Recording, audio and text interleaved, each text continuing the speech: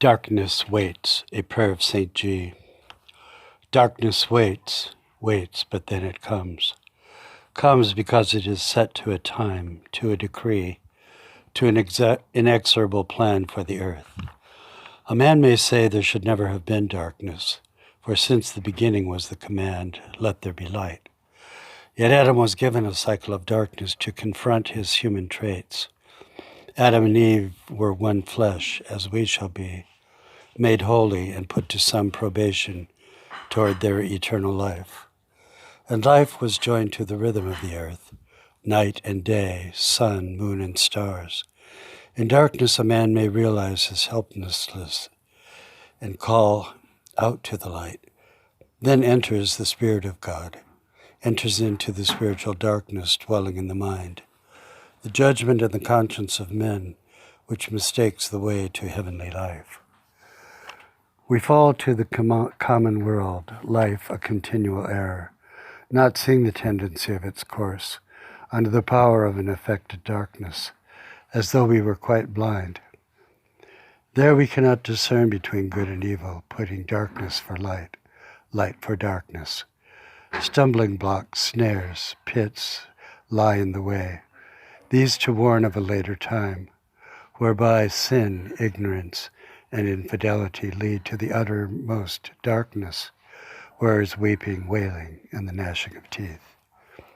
In your eternal world, the true light shines, but the darkness does not lay hold of it. Open our eyes to behold this light, to walk in it, to be made wise unto salvation, to follow Jesus. The light of creation had lightened us only from afar, but suddenly came down into the world the true light, which enlightens every man. The darkness was not made. It is a penalty which man has incurred.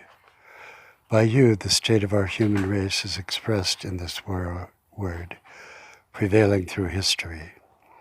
But now this darkness is past, and the true light now shines.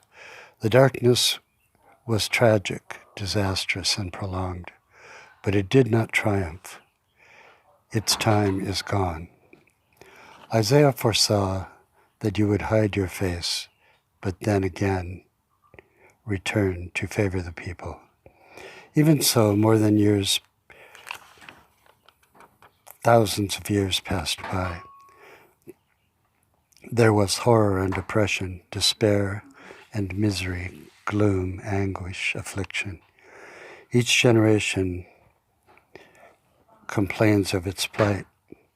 This same prophet saw your holiness, your entire being filling the temple of your presence. Thus it was known, also in other ways, that your holiness would prevail. Though we are closed into thick darkness, the sun, the light of the world, is sent to draw us out of it. Even now, may any have this light.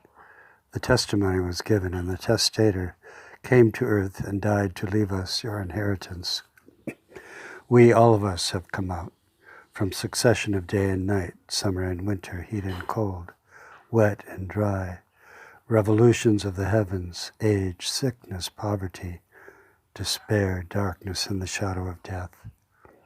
Gross darkness covered the earth and people, but came the bright and morning star, the Sun of Righteousness, which rose and rose upon us and within us.